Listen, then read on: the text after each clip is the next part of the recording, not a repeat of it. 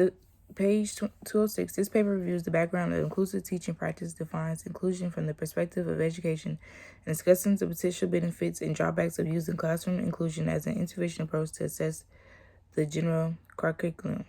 Additionally, an overview of strategies and activities are cited which may help students with disabilities to develop social, culturally, and academically. Moreover, this paper provides some guidance and recommendations to support educating as they seek to follow the process of providing inclusion in today's classroom. Inclusion is a broad and controversial topic in education. It has been the subject of much study and research during the last 4 decades. Despite nearly a half century of theory and legislation, both how to implement inclusion and how to identify the best strategies, approaches, and environments for the making inclusion most successful still remain primary concerns of educators and researchers. Most educators believe that each student has the right to receive the appropriate support in order to become a productive member of the society, and that this responsibility belongs to schools. This paper reviews background inclusive teaching practices, defines inclusion from the perspective of education, and discusses the potential benefits and drawbacks of using classroom inclusion as an intervention approach to assessing a general curriculum. Additional and overview of strategies and activities are cited which may help students with disabilities to develop socially, culturally, and academically. Moreover, this paper provides some guidance and recommendations to support education as they seek the following process of providing inclusion in today's classroom. The concerns about students with disabilities or special needs that have generally improved over time intentionally supplement support what's only available to students with disabilities, but recently the model of inclusive education has been expanded to now provide service to those with physical, emotional, and social needs. Although the exact percentage of students with special needs is unknown, and some studies have predicted that 10 to 15% of students suffer from one or more learning difficulties.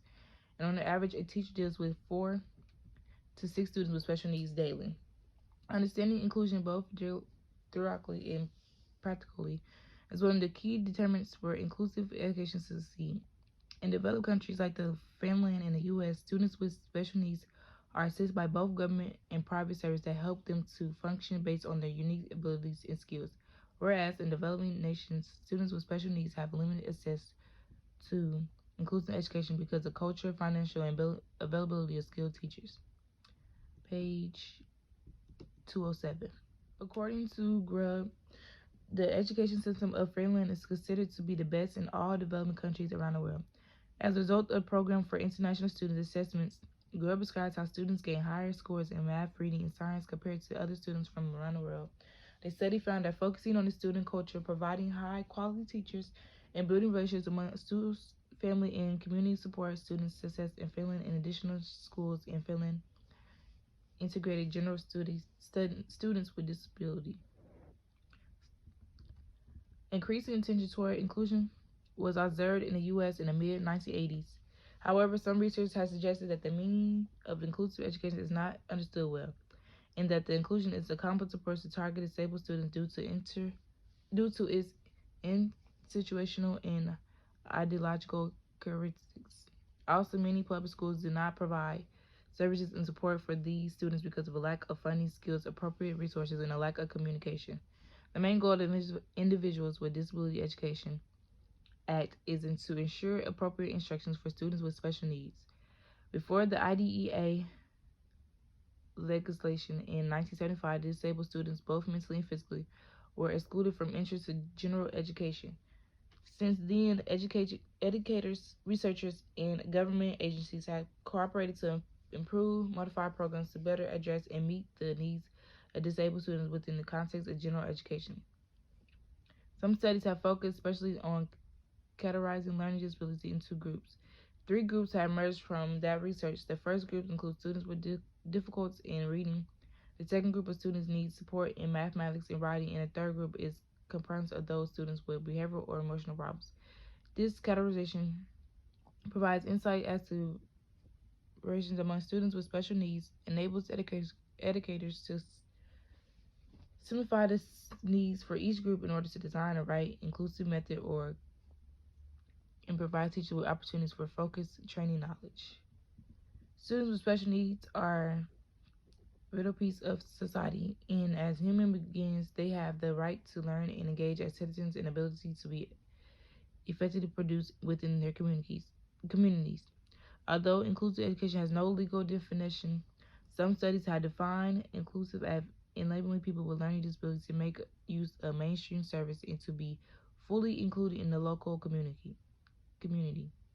It should be known the principle of inclusion has become widely acknowledged in the field of special education, and additionally, that the practice of inclusion has specific conditions which must be available before and during and after implementation. In 2003, a researcher developed something called CRIME, which stands for Curriculum Rules, Instruction Materials, and Environment.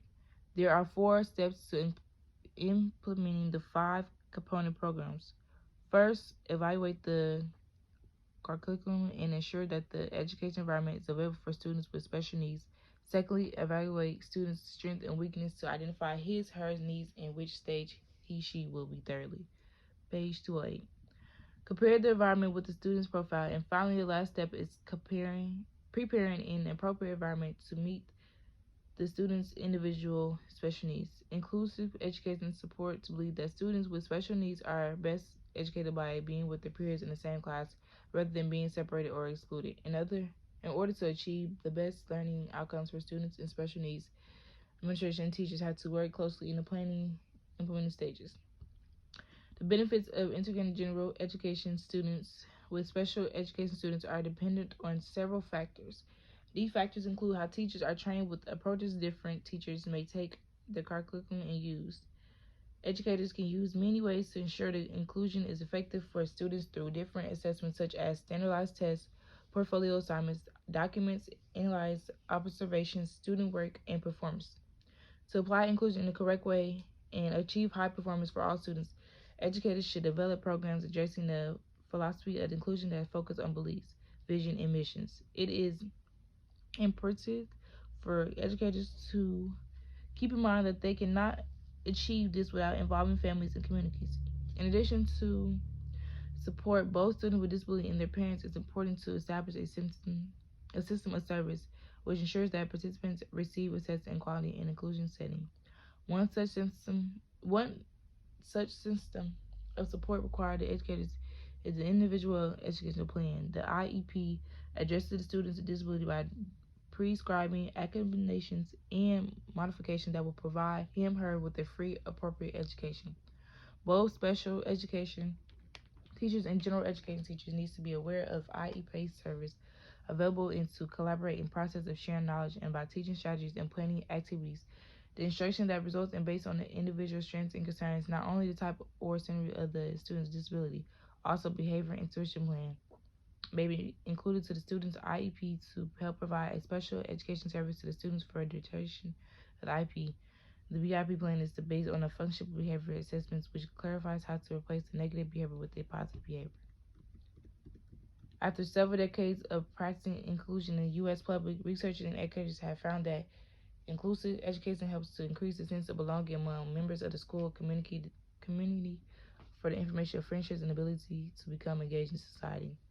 Also, the general education student body benefits from better understanding of disabilities and appreciation for their peers' capabilities and bright human begins to learn and contribute in this community as equals.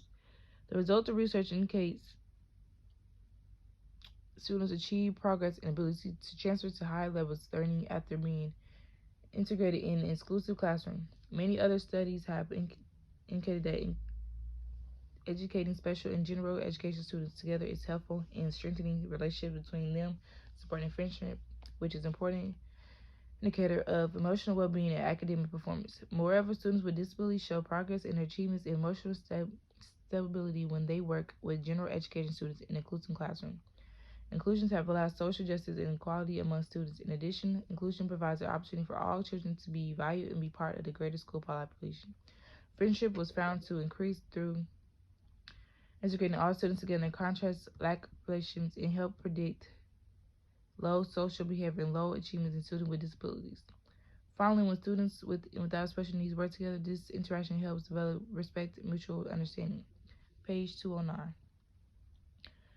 Like any field, applied research inclusion has its supports as well as opponents in terms of the effectiveness of the model abilities to solve problems related to students with special needs. Opponents are concerned that inclusion would not provide both general and special students with the equitable education they need and has been considered as a major obstacle to effective teaching. Implementing an IEP in a general education classroom requires a teacher to meet with his or her students frequently and also to cover special educational materials. Some opponents of inclusion propose that students with special needs with general students in the same class can prolong or complicate plans with which are subject to special timeline. Another concern about conclusion is that teachers don't have enough time to cover the differences between students and the general population and students with special needs. The legal framework for students with special needs is very sophisticated and detailed in developing countries like the U.S. Some specialists in special education claim that the legal foundation of information is overly specific and suggested that replacing portions with what they call transnational, who uses transnational examples. This would provide a more universal code terminology for a country such as China, who uses languages, who uses learning difficulties instead of learning disabilities. Some studies have indicated that there is significant communication between general and special education teachers. General and special education teachers revealed that teaching is a mutual problematic issue since each of them has limited knowledge about the other fields. A study done in the U.S. indicated that the majority of general education teachers mentioned that they are facing problems such as lack of knowledge about disabled people, large numbers of students in one class, insignificant training, poor cooperation between regular and special education teachers, and little knowledge about planning and providing solutions for students' with special needs. Attitudes and beliefs play an important role when combining inclusion as an intervention for all students. When teachers believe that students with disability have the right to learn with students without disability, in the same classroom, they will do their best to support those students. When school, families, and communities embrace and commit to mission of inclusion, they are on the way. Page 210. Pathway towards success. Although there are many factors which could affect students' achievement and behavior in school, teachers play an indispensable role in supporting students' performance through the use of vaccine programs and strategies. General and special education teachers need to prepare with the required skills to deal with special needs, especially when it consists of increasingly multicultural and legal framework.